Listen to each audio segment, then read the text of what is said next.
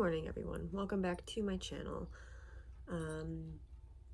Today I want to talk about Identical, the book by Ellen Hopkins. I don't have a physical copy, but I listened to the audiobook, so I'm going to review the audiobook. I've read the physical book. I used to have it in my possession,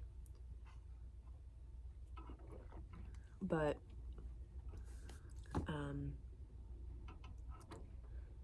I think my brother might have it. So whatever. But yeah, I have I listened to the audiobook, and I have to say, so Identical by Ellen Hopkins is I think it's on, I don't know if it's technically like a fully banned book or if it's just a close to being banned book. I don't know. Probably, whatever. It's one of those books that are controversial, okay? So how do I describe this book without giving, well,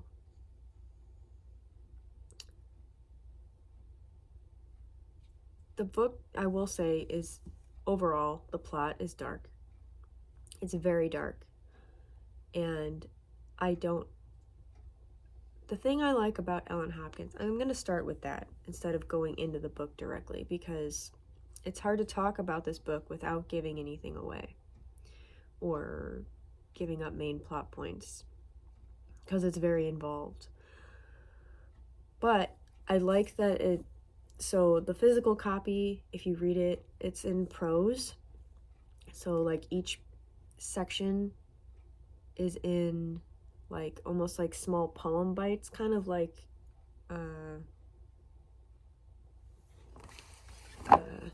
in here. They're like this. They're set up in little either couplets or quartets or whatever. So it's designed in like a poem type of way, which I really enjoy, and I really think that it is a successful way to deliver the type of information that this author is giving you, even in a fictional story. If you know anything about Ellen Hopkins and have read any of her books, her most popular book, I believe, or her first book that she ever wrote, was called Crank, and it's about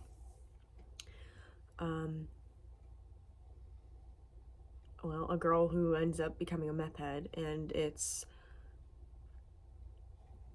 a lot. It's, but it's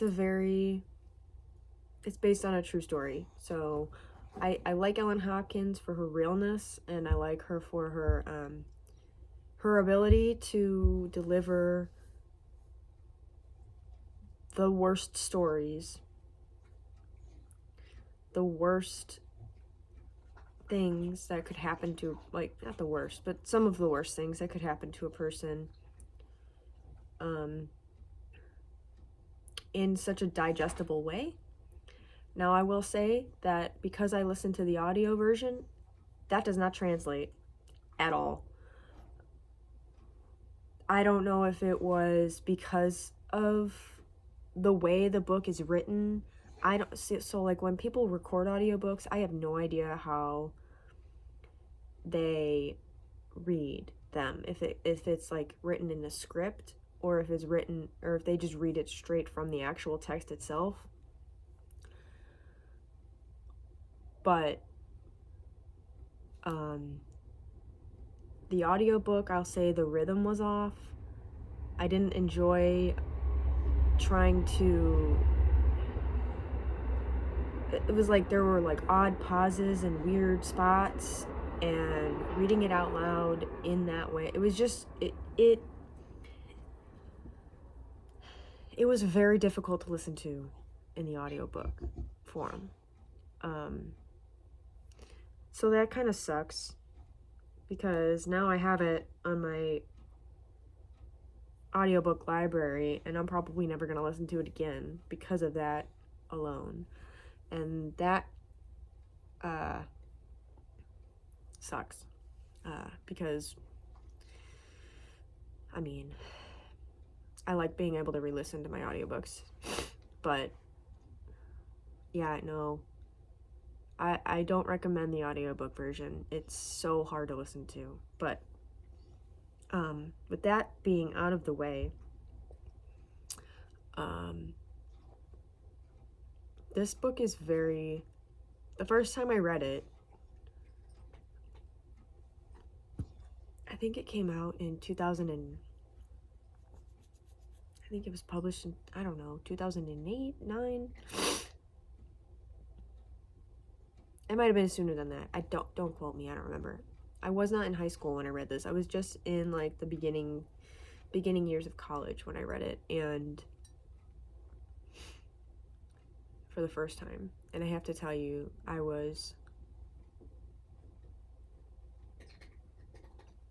Ellen Hopkins has a way of writing that you put yourself... Hello?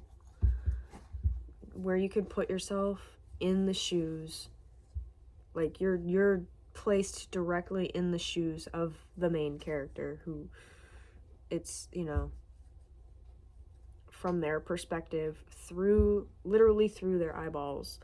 You are watching the scenes that are being written about unfold as if you were there. And I commend her for that, honestly. It's truly, that's a talent that I don't know if I have. I don't know if I could ever write a novel in that perspective, as well as she does. So, with that being said, I recommend this book. I do. I think everyone needs to read it. It's a very important subject matter, and it's pertinent to kind of,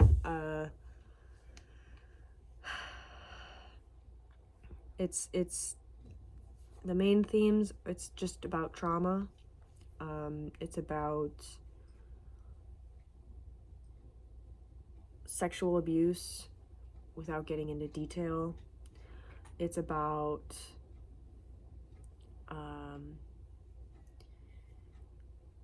what happens to a person's brain when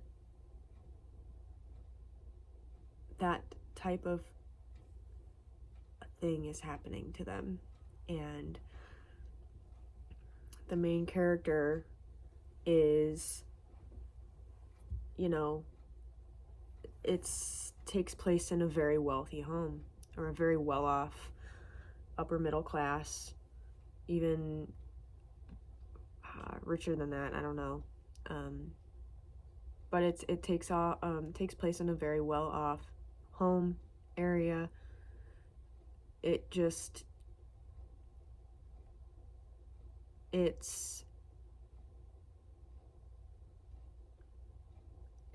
But yet it's still relatable because it's from